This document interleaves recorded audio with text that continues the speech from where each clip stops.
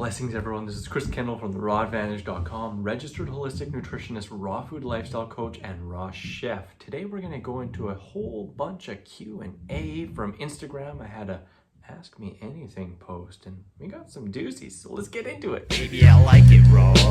Raw Advantage likes it raw. Ooh, baby, I like it raw. Yeah, baby, I like it raw. Hey. Alright, so we got a whole bunch of awesome questions here. If you guys like this format, these kinds of things, let me know and I can do more of them. Before we get into the video, I do want to let you guys know that there's less than 24 hours left to get the plant-based bundle. Over 100 plus vegan, raw vegan, fitness, mindset, resources, ebooks, courses, meal plans, guides, a whole bunch more. I got my Frickin Rawsome Pizza in there. It's an amazing deal, 98% off, over $4,000 worth of digital goods for 50 bucks. And it's all done Sunday, 2 p.m. EST.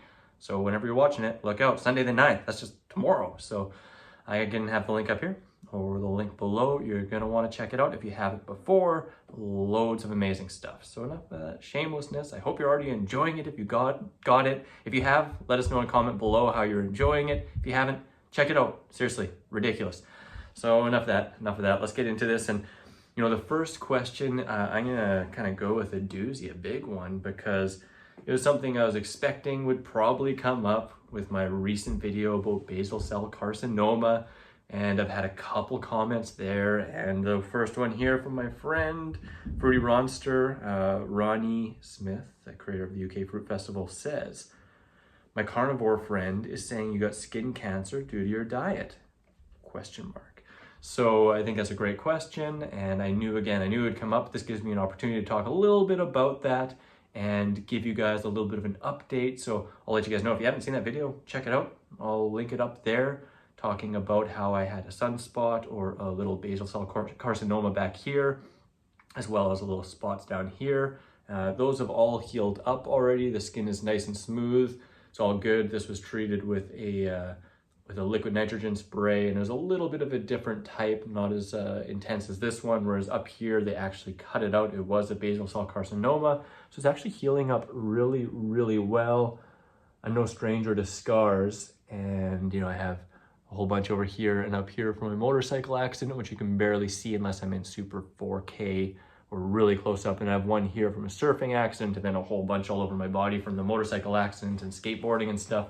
So I'm expecting this pink kind of line to die down and become skin color and be barely noticeable. Again, unless it's super close up 4K. But going into the actual question, yeah, you know, I've done tons and tons of research on this. I've asked experts in dermatology and in the raw food scene, and all signs point to basal cell carcinoma, which is the most common skin cancer in the world. It's non-lethal, it doesn't spread to other parts, but you do want to deal with it. Is totally UV related, is getting excess UV radiation from the sun or from UV tanning beds. And it's cumulative, you know, it's radiation. And unfortunately, the half-life of the radiation from the sun is much longer than you're gonna live. So if you do that, DNA damage, which is again, cumulative, no matter what you eat, you know, it's not completely preventive. And there are studies done on it. I've read them. One of the bigger ones, 1,000 people over numerous years, done in Australia around 2000. What they found is they couldn't link causatively any food factors to preventing or exacerbating, like definitively, but they did find a causal link towards egg consumption, and those with the highest levels of egg consumption had a 50% higher risk of basal cell carcinoma, and those with the highest potato consumption actually had the least amount.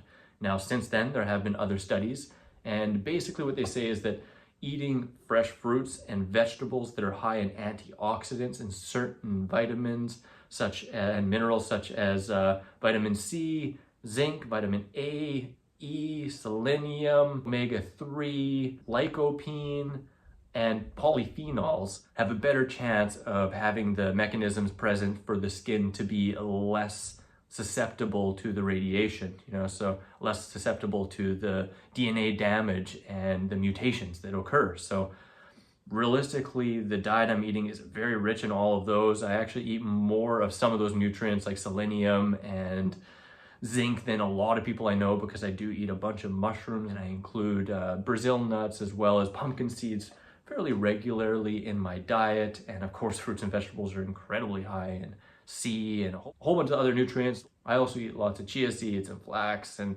focus more on the omega-3s. So realistically, if anything, the dietary approach that I'm doing has the best chance of lessening the severity of the outcome of all the different burns and UV radiation I've had in my past.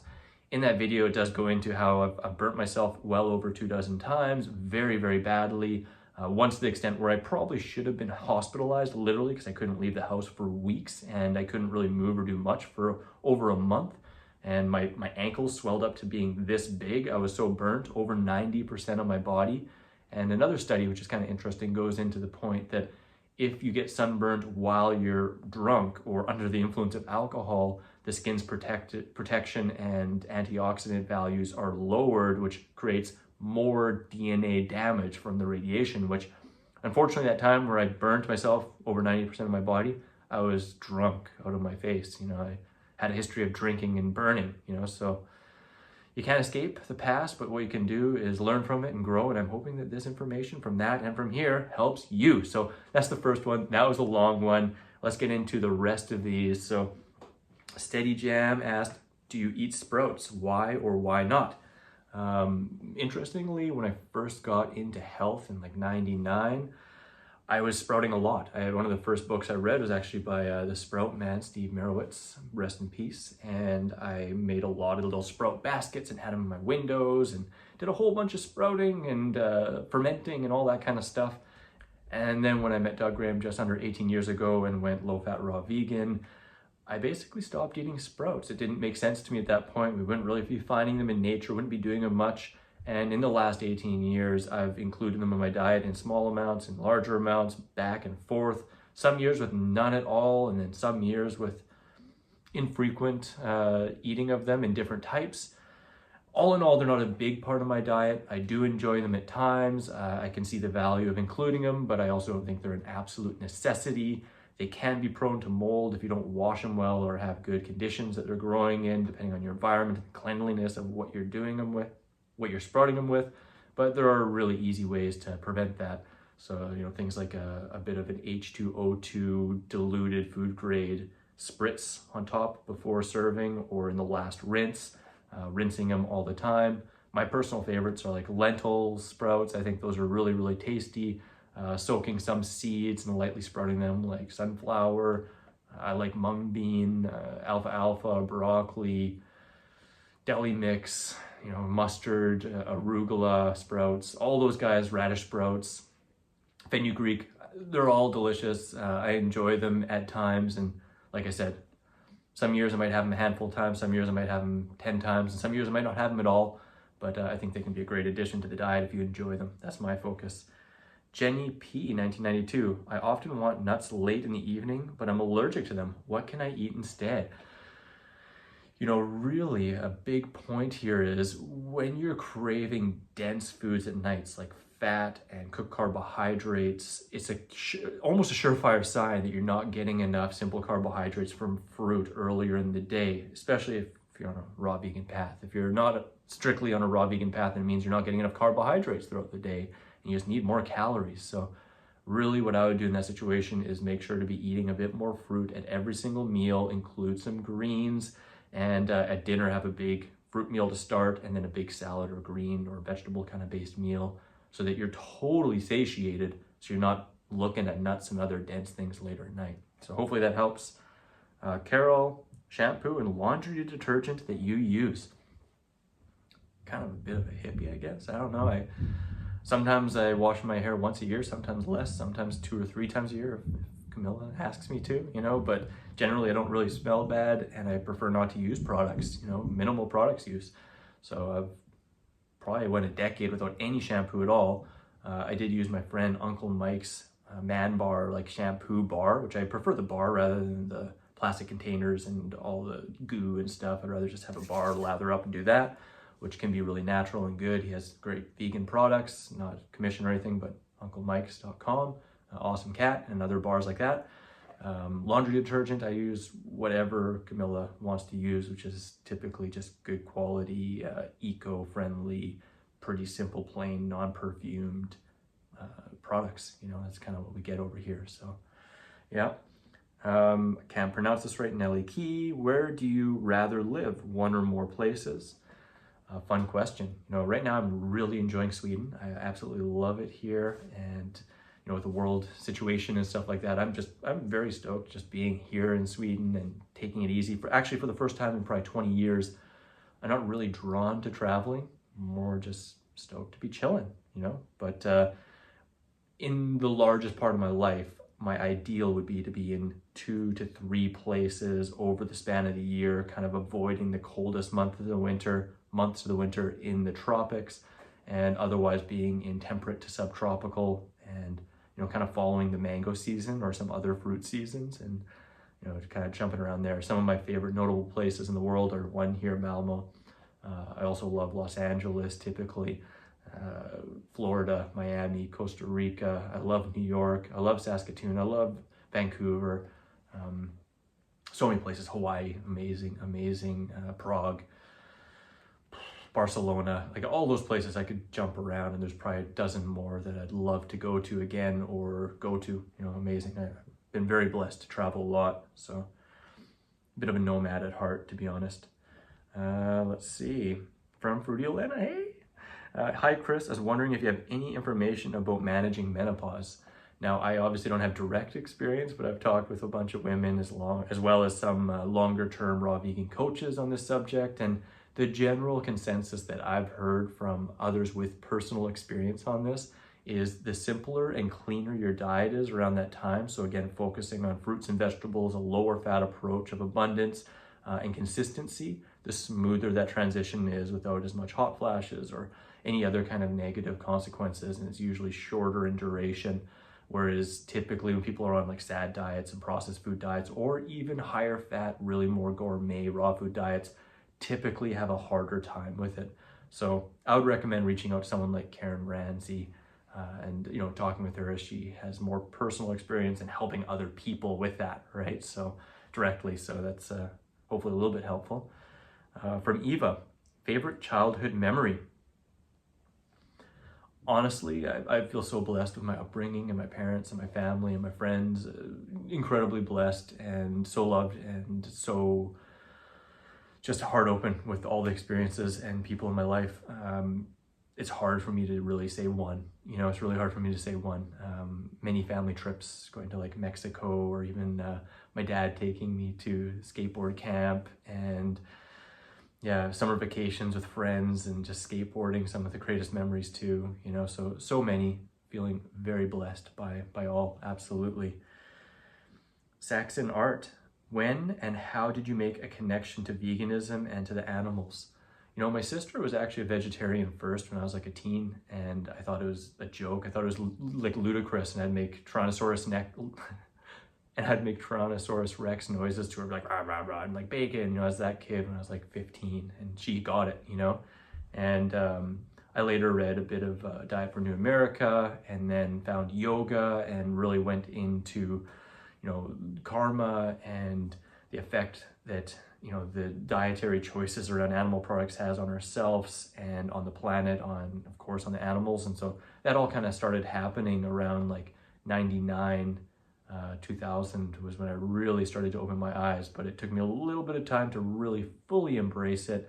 And I went fully vegan. It would have been in 2002. So I'm coming up 20 years vegan right now. Yeah, I hadn't thought of that. I'm right around there. Yeah, it might be my 20th right now. Indecisive fixation. What was your first job like? Ridiculous. My first job, I was working at Bonanza in Saskatoon, Saskatchewan. I believe I was 16. I was just a bus boy, just running my ass off, sweating, trying to do the best possible job ever. That was a steakhouse. Yeah, I just run around bus tables, and I have some crazy stories with that. I was a little bit shameless. You know, part of the time I'd actually wear like a bull costume and be on the sidewalk, like with a sign, you know, but other times I was just cleaning up people's messes. And every time I'd run by the food bar, I'd grab a cookie and eat it, like put it in my pocket, and then I'd be like cleaning tables and under people's tables, like cleaning, eating cookies. That's just a cookie monster. And at the end of the shift, when we'd be cleaning up the salad bar and the boss would go into the office, I would be like, grab the pierogies, the extra ones, and just like that, and like imagine everyone cheering me on, like yeah, like scooping up gravy in my hand. That was me. You didn't ask for it, but you got it.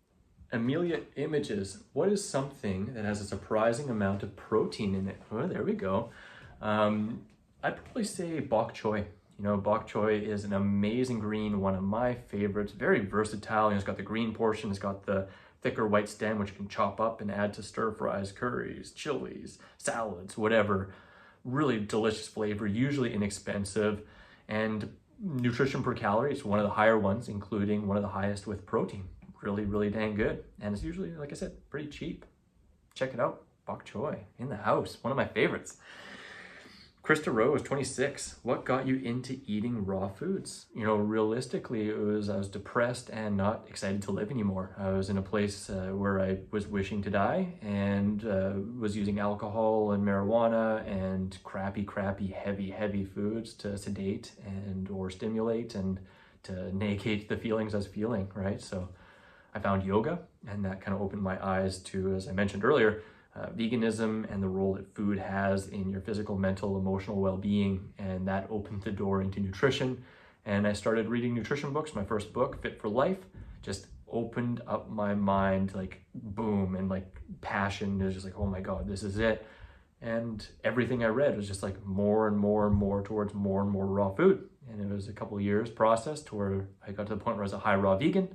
And then just around 18 years ago, I met Dr. Doug Graham, and boom, jumped into raw vegan and haven't really looked back. So that's it.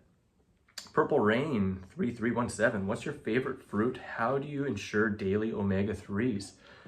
The generic answer is my favorite fruit is whatever fruit is in season, perfectly ripe in my hand, because that is kind of the truth. Like right back here, I got persimmons and oranges, and right now in this season, I'm feeling like the luckiest kid in the world, eating candy all day, enjoying the heck out of it. Persimmons are amazing. I also have some cherimoyas back here, and I'd probably have to say cherimoyas are like my favorite fruit in the world. You know, if I really had to pick, tomatoes sometimes are too, but persimmons are sometimes too, and so is durian. Gosh, you know, the best figs I've ever had in my life out of a tree, like, yeah, it's really hard. Jackfruit, cherries from the tree, like sitting in a cherry tree, eating them. Mulberries, you ever been in a mulberry tree? Yeah, no, I'm not kidding. And how to ensure daily omega-3? Well, the cool thing is when you eat enough calories from fruits and greens and vegetables, you basically have a perfect omega-3 to 6 balance, and you can get enough omega-3s. Boosting that up by eating some flax or chia or walnuts gives you an extra boost of it. And I would recommend it. I don't really recommend absolutely no fat for long periods of time, but I'm actually doing a month right now. No overt fats at all. And I feel great. It's kind of a way to streamline digestion, just feel supercharged, and also kind of clean up the palate and the body odor from a whole bunch of curry spices. You know, my girlfriend says I kind of smell a bit like curry because I eat a lot of curry. So a month of simplicity. So that's kind of it. I do kind of focus more on getting the omegas and the balance from my fruits and vegetables, but I do make pumpkin seeds, chia seeds, flax seeds, hemp seeds, which are another great omega-3 source. And sometimes walnuts as the mainstay of the seeds that I eat or the fats that I eat, and that just, you know, ensures even higher levels, which is really great. Getting proper balance is actually really important for brain health and a whole bunch of other factors. Kite Girl 007, any ideas when you'll have retreats again? Bless you for asking. You know, I don't have anything set up. I've done over 10 years of retreats, and I think I've done like 14 or 15 retreats on my own, and chefed and hosted other retreats with other people, and I absolutely love doing it. This year I'm taking off with just the world events, and I didn't want to have a jab retreat, you know, so and all the other possibilities of having to cancel things. So yeah, so when it'll happen, hopefully 2023, we will see. And definitely, if you stay tuned, if you're subscribed to my mailing list where you get 2 free ebooks, you'll be the first to know. So definitely stay subscribed. If you're not, Okay, any big trips planned for this year yet, Chris? You know, I don't have anything 100% certain because, you know, things are still a little bit kind of shaky and who knows what's going on in the next while. I'm holding the faith, though, that UK Fruit Fest in the UK and the Woodstock Fruit Festival in the States goes on, and if so, then my plan is to make it to those. Otherwise, I'm going on a little skate trip this Friday with a friend. I don't remember the name of the city, but it's up north about 5 hours here from Malmo. And otherwise, Camilla and I plan to maybe go to Stockholm sometime. So that'll be lots of fun. And we have a plan to go to London in the summer for ABBA. So hoping to do that as well. Yeah, eventually I'd like to be going over to Spain and also to the Canary Islands and then sometime back home to Canada, you know, but things are up in the air. Time will tell. But thank you, Kay. Good to talk with you. George, what's up, man? Some of your favorite local grown fruits. Well, here specifically local in Sweden, I'd say probably the best I had was a locally grown fig, which is really uncommon. Otherwise, it would probably be maybe the apples. I've been really enjoying the apples, and I had tons of strawberries this year, which were really incredible. Different berries, lots of wild greens and stuff like that. But if I really had to pick one, I'd probably say the apples. But I also really want to try and grow some pawpaws out here. I haven't seen any, but I'm going to try and get some seeds and seedlings and plant a bunch. We just planted 12 trees in the forest, and I recommend you guys plant trees. You know, the only better time to plant a tree than yesterday is today. So actually 10 years ago is the best time. Let's see. P. Wells, what's up, Pat? Did you just eat a booger? He's referring to the picture, and no, I did not, but yeah, I do sometimes. If you don't, you're probably lying, or you just don't. More people probably do. You know, free B12, right? B12 shot, right? But anyways, yeah, no, I didn't eat a booger there. You think I'm gross now, don't you?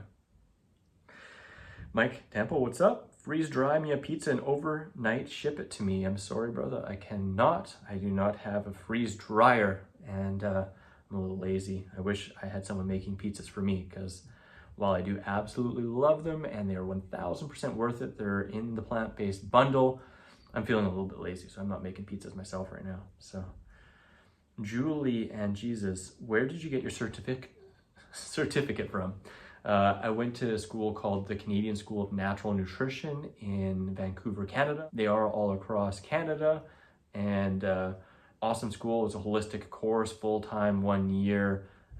I've learned a lot more about raw food specific and vegan nutrition outside of it, but I learned a lot about holistic nutrition and nutrition in general and consulting and, you know, all that good stuff. And they do it online and in person out there. So CSNN is what it's called, and my designation is Registered Holistic Nutritionist. So I also actually, I should mention as well, geez Louise, I took Dr. Rick and Karen Dina's Raw Food Educator course, Mastering Raw Food Nutrition, which is really great and specific to raw food and vegan nutrition. That is, bar none, I think, the best out there. And I highly, highly recommend checking them out. They start again in August, but you can jump in at any time. And that's a 1 year course that has weekly calls with them and loads of like college level nutrition.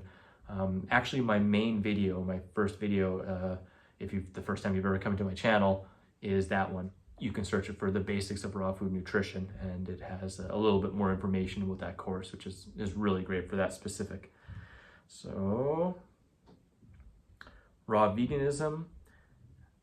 How do you like living in a tropical fruit forest? I love it. I've done it a bunch. You know, I've probably spent 3 or 4 years of my life in tropical fruit forest total, and from, you know, like many over 10 years doing 3 to 4 months in Costa Rica and other places I've traveled to. Yeah, probably at least 4 years total, maybe more, in a tropical fruit forest. It's great, you know, nice weather where I just wear shorts all the time, don't want to wear socks, lots of the time don't want to wear underwear. Yeah, natural showers and, you know, clear stream baths and, you know, really ripe tropical fruit. It's great. You know, the funny thing is though, after a amount of time there, I start to kind of miss temperate fruits and subtropical fruits, because typically, you know, they don't have as much import since they have so much tropical stuff. And, you know, as they say, the grass is always greener on the other side. It has its own batch of stuff. Myself, I actually do prefer to be in a temperate or really subtropical would be my absolute favorite. But kind of like I talked about earlier, I kind of am a bit of a nomad. I like to jump here and there I wouldn't want to live full time in the tropics, to be honest, but I do love vacationing there for months at a time. So that's that. Rosie Heels, what's going on, Kelsey? Have you used enemas and or colon cleansing on your path assessment? You know, it's funny, I've been aware of them for a long time. I have multiple friends actually who are hydrotherapists and, you know, offer that, and some in professional settings and some in other settings, and who've done it lots, and I've researched it up and down. I've never done it myself, never seen any need, am not called to it whatsoever. And I'm not really a proponent of it. You know, to be honest, I'm not saying that it can't ever have a time and place, but to me, it's a very slippery slope that can cause a lot of issues. In the hundreds, if not over 1,000 people I've consulted over the past 13 years. I've seen more than a handful, more than a dozen who have had irreversible long-term damage from doing it, where they have to go to the bathroom, they have to have an enema to do it. You know, it's very invasive, it's counterintuitive. You know, fiber in this way, fiber out that way. It washes out the microbiome in the colon, which is not really great. And unless someone's doing it carefully, again, it can cause some issues, you know. So another slippery slope with it is I've seen a lot of people who basically utilize it as like a cheat code, where it's just like, oh, well, I can eat anything, I'll just have an enema afterwards or a colonic afterwards, right? And it creates imbalances in electrolytes and a whole bunch of other things. So, you know, I'm not really in favor of it. If there ever was a use case, it'd be basically a kickstart. If someone's like really coming from a really sick, congested place, 1 or 2 of those, and then really just fully going into the lifestyle and then leaving them alone. More typically, the people that I've seen that do them consistently all the time end up basically being like fasting and cleansing obsessed and having more problems long-term than those that I see who don't really follow those. So I can make a whole video on that subject. I've researched that for a long period of time and talked to lots of different people. But yeah, that's in a nutshell my assessment and thoughts on that, which I know is controversial. And some people might just be like, oh gosh, I can't believe you said that. Let me know below what you think. Figs and Fairies. Have you tried green salt dehydrated sea asparagus? I have not. Sounds intriguing. I love sea purslane right from the seaside, really salty, almost tastes like black olives, like right off the plant. Amazing. Highest omega-3 source plant. I've tried sea asparagus itself, but I haven't tried the dehydrated sea asparagus. And the sea asparagus was tasty. I had that in Hawaii. I actually forgot about that until I just thought about it, you know? But yeah, it'd be really interesting to check out. I would just want to make sure that it's sourced from a really clean place, because any sea vegetable, you know, if it's not in a place that is pristine and has low levels of heavy metals or radiation or anything like that, which is again more prevalent now than ever with Fukushima and other stuff like that, then it's more harm than good. So you want to make sure clean sources. I do include some dulse in my diet, and I get it from seaveg.org. Not affiliated, no kickbacks, but that's just a place that I use for good quality yearly or bi-yearly assessed levels of contamination. Seaweeds, and dulse is probably my favorite of all time for those. Let's see. Oh, we only have one more. From Rawsome Pizza, apologies.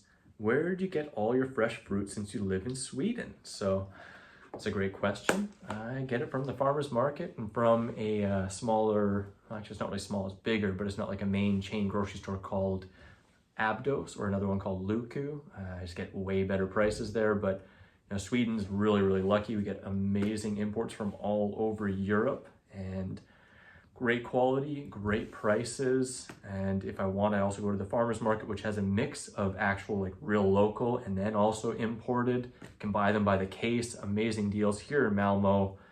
Other parts in Sweden, I've seen it's a little more expensive. We have it really dang good here. And in fact, the produce that I can get here in Malmo, and for the prices and the variety year round, among the best in the world I've been. You know, like it's probably in my top 5, at, you know, top 10 for sure, and probably in the top 5. And that's comparing it against like Los Angeles and Hawaii and Costa Rica and stuff like that. I get amazing deals. I mean, you see all this stuff back here. I'm generally spending like $10 a day on unlimited fruits and greens, and freaking awesome. I love it. So Hope that answers you guys' questions. Let me know if you enjoyed this video. If you want to see more of these, maybe I'll do some more of those. Ask me anything here on Instagram, and maybe I'll even ask sometime here on YouTube.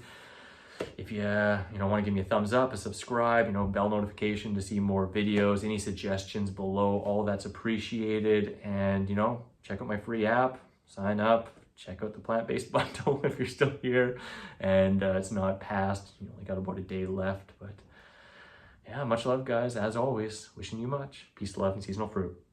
Wow, that was a great Q&A. Let me know if you want to see more like that.